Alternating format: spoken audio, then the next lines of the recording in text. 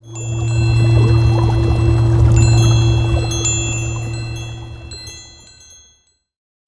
going on, everybody? This is the drop for Wednesday, June 17th, 2020. I want to tell you about one thing today, and after I tell you about it, I'm going to play you a brief snippet of the interview I mentioned and a brief snippet of a live performance. So the show I'm talking about is Past, Present, Future Live. This is episode 2 featuring Rhett Miller, best known as the frontman for the old 97s. He and I had a great conversation. I've loved doing these interviews. I've done about 6 so far, and every week, every Tuesday, we're going to release a new episode, including a live performance. So Rhett grew up in Texas. He started playing music.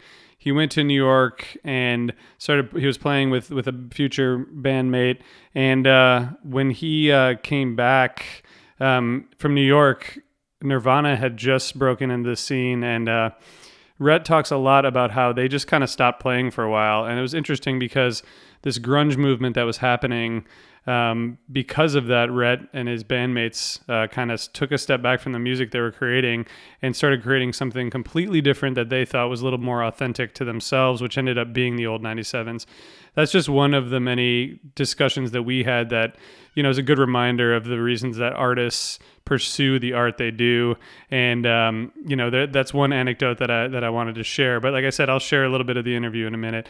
We also talk about Rhett's solo career, his career as a podcaster, his children's book that he wrote, and a lot more. And, the interesting thing about these conversations is we start with the very first memory musically, and it really gets people going down this path. And again, I'm going to play you a short snippet of the interview, and then I'm going to play you one of the songs that he plays for the performance. I'm going to put all the links in the show notes. If you haven't checked out Past, Present, Future Live yet, please subscribe via Apple Podcasts, Spotify, wherever you get your podcasts. We have a new episode coming out next week with Marco Benevento, so stay tuned for that. And I hope you enjoy this interview snippet. Check it out and check out the tunes. And I do want to say there's a lot of awesome protests happening out there. There's a lot of terrible things still happening out there. And, we want to be part of the solution. We want music to be part of the solution. So please check out some of these organizations. Consider making a donation. Go out there and protest. Make some music. Check out Color of Change, NAACP Legal Defense Fund, Campaign Zero, Black Lives Matter, National Bail Fund Network. Thanks so much, everybody. See you tomorrow. And you did end up leaving college. You went to Sarah Lawrence to study creative writing, and then you left to go play rock and roll in New York, right?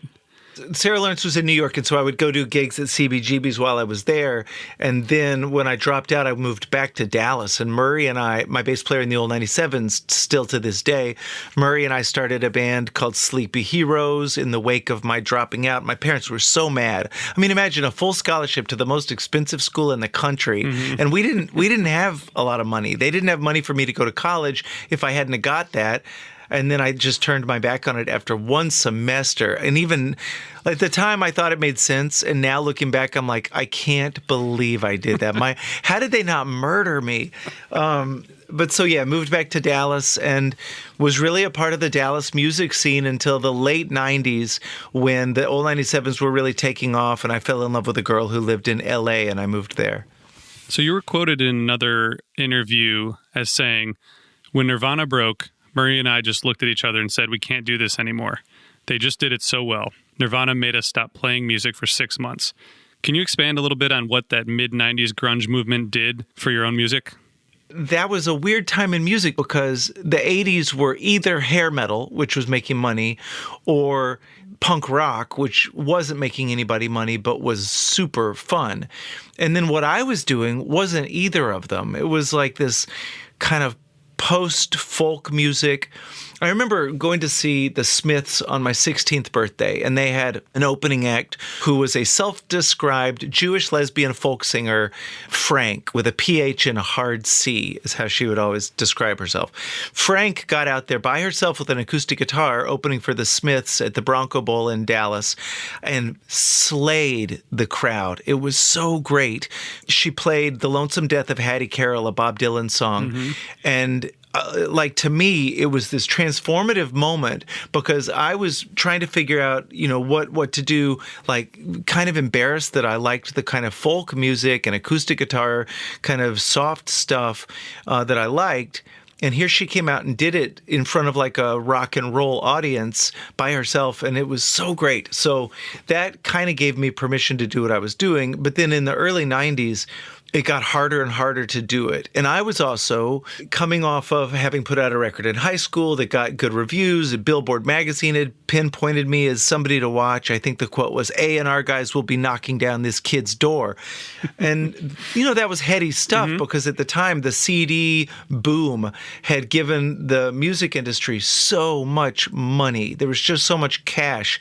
It was like a gold rush in the early 90s because all of the old catalogs, the Eagles catalog, and all these, whatever, every artist that had, 5 or 6 records that they could then turn around and resell on CD format, it was just cash. It was a cash grab.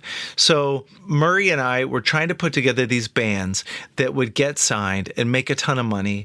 And that is never a good place to come from. Was that the goal?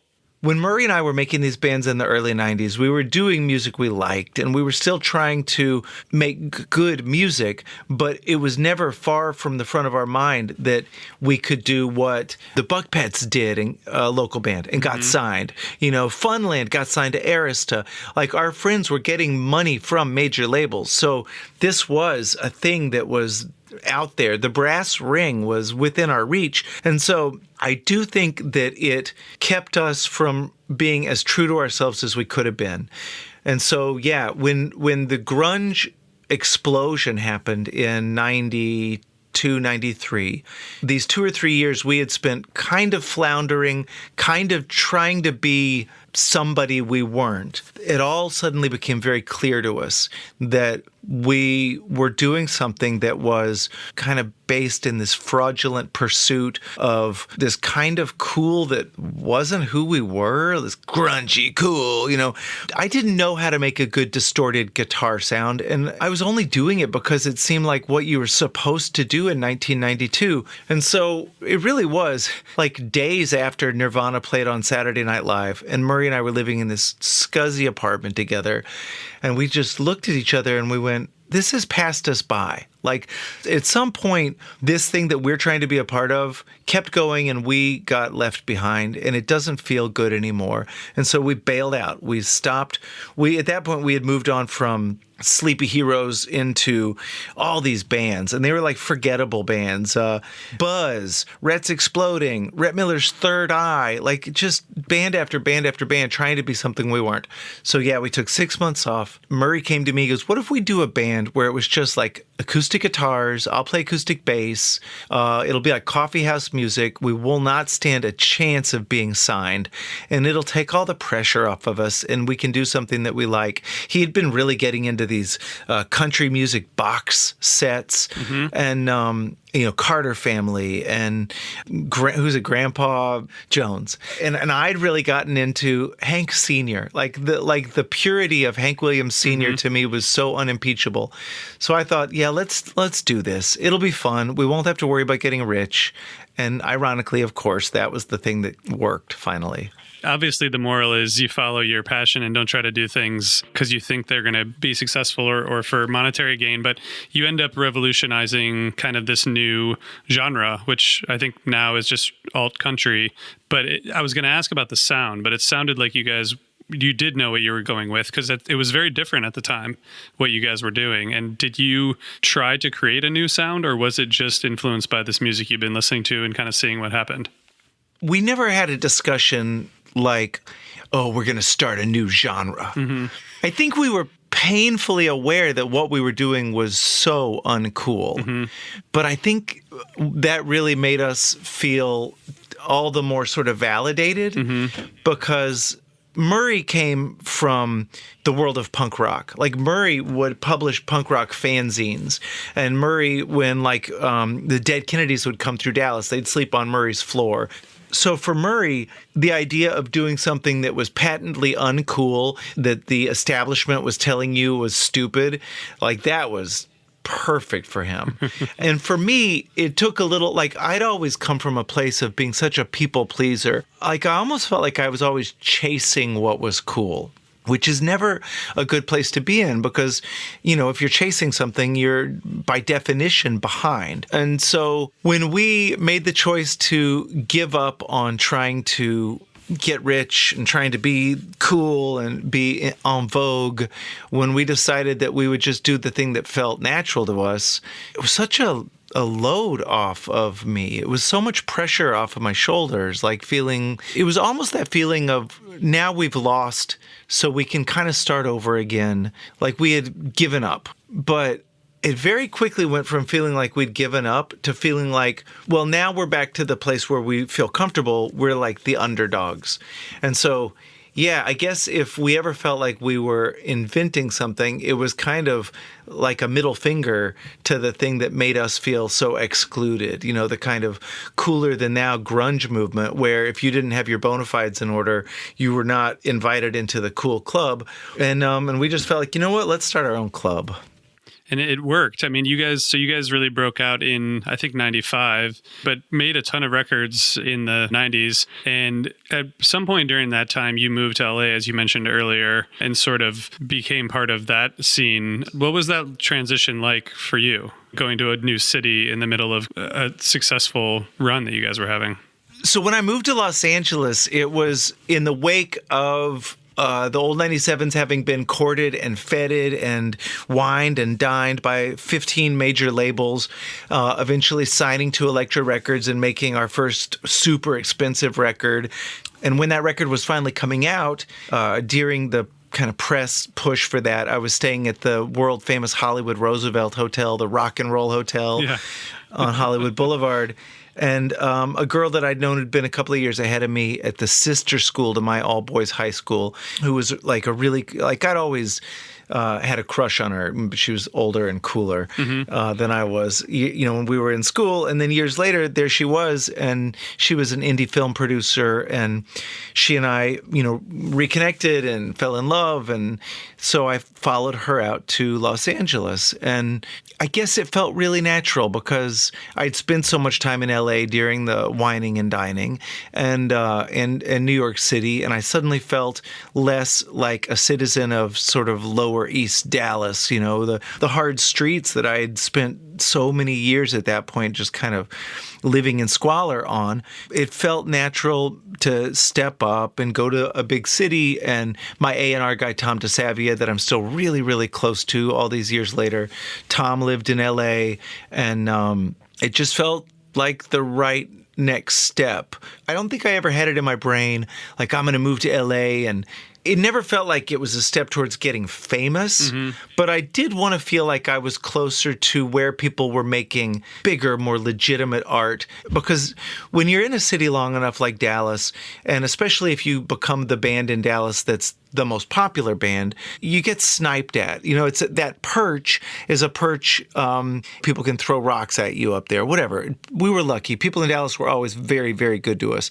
But at a certain point, I did kind of feel like, all right, it's time maybe to move on. And it was perfect because in LA at that time, there were a lot of young artists who were just really starting to do interesting work. There was a club called Largo that I fell in with there. There was a bunch of actors and comedians that I was able to make friends with, many of whom have gone on to be, really successful and make really interesting, brilliant things. And so it wasn't so much about I'm going to position myself in a place where I can cash in and be a star. It was more like, oh my God, this is so exciting being around all these people who are all around my same age doing interesting stuff. All right. Howdy, y'all. My name is Rhett Miller. Welcome to my office. I'm going to sing y'all some songs. This one's called Lonely Holiday.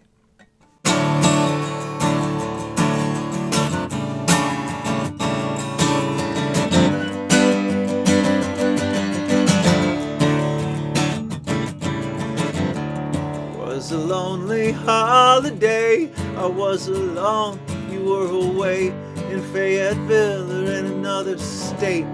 There's so many towns I hate. When you leave me, breaks me like a bone, but it's never as bad as when you get home. I've thought so much about suicide. Parts of me have already died. Lonely I'm not lonely. Baby, I'm not. I've got my imaginary friends. Happy, baby, I'm so happy. Baby, I'm so. I've got my imaginary friends. And if you don't love me, would you please pretend?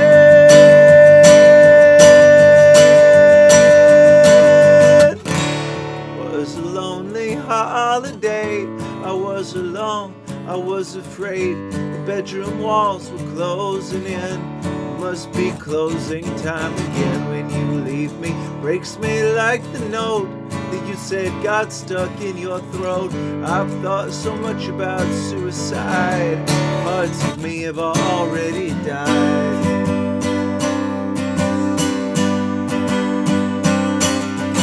Lonely, baby, I'm not lonely. Baby, I'm not. I've got my imaginary friends.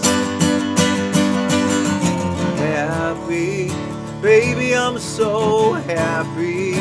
Baby, I'm so. I've got my imaginary friends. And if you don't love